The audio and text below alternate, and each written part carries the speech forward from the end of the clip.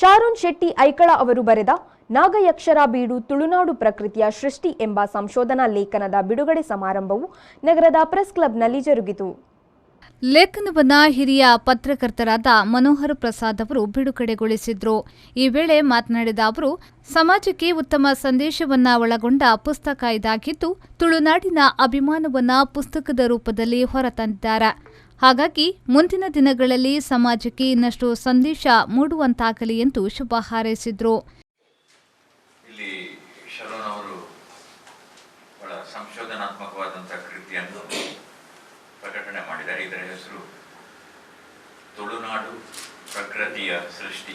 ಅದರ ಜೊತೆಗೆ ಅಲ್ಲಿ ನಾಗ ಯಕ್ಷರ ಬೀಡು ಅಂತ ಟ್ಯಾಗ್ಲೈನ್ ಕೂಡ ಕೊಟ್ಟಿದ್ದಾರೆ. 19 ಲೇಖನಗಳು ಈ ಕೃತಿಯಲ್ಲಿ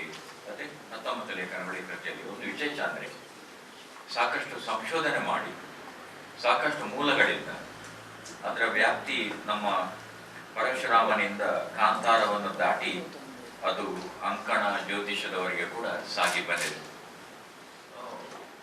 ಪೂರ್ವ ಹುಡುಗಿ ಇಷ್ಟೆಲ್ಲ ಕೆಲಸ ಮಾಡ್ಲಿಕ್ಕೆ ಸಾಧ್ಯನಾ ಅಂತ ಈ ಪುಸ್ತಕ ನೋಡಿದರೆ ಒಂಥರ ಆಶ್ಚರ್ಯ ಆಗ್ತದೆ. ಹಾಗಾಗಿ ಈ ತಲೆಮಾರು ಅವ್ರ ತಂದೆಯವರು ಪತಿ ಎಲ್ಲರೂ ಸಪೋರ್ಟ್ ಇದ್ದಾರೆ, ಅವರಿಗೆ ಬೆಂಬಲ ಇದ್ದಾರೆ.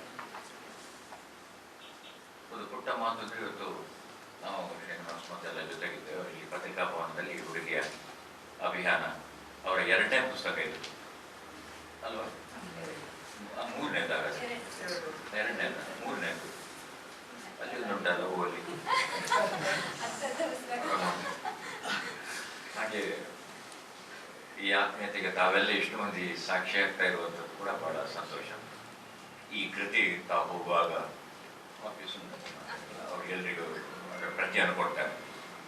ಒಂದು ನಾನು ಅವರಿಗೆ ಸಲಹೆ, ಕೃತಿಯನ್ನೊಮ್ಮೆ ನೋಡುವಾಗ ಸಲಹೆ ಮಾಡಬೇಕು ಅಂತ ಇದ್ದೆ.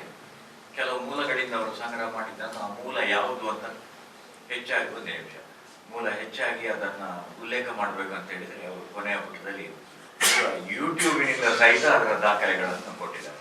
ಇದು ಯಾವುದೇ ಕೂಡ. ಈ ವೇಳೆ ಜಿಲ್ಲಾ ಪತ್ರಕರ್ತರ ಸಂಘದ ಅಧ್ಯಕ್ಷ ಶ್ರೀನಿವಾಸ್ ಇಂದಾಚೆ, ಲೇಖಕಿ ಶರೂನ್ ಶೆಟ್ಟಿ ಐಕಳ ಸೇರಿದಂತೆ ಮೊದಲಾದವರು ಉಪಸ್ಥಿತರಿದ್ದರು. ಶರಸಾಲ್ಯನ್, ವಿ4 ನ್ಯೂಸ್, ಮಂಗಳೂರು.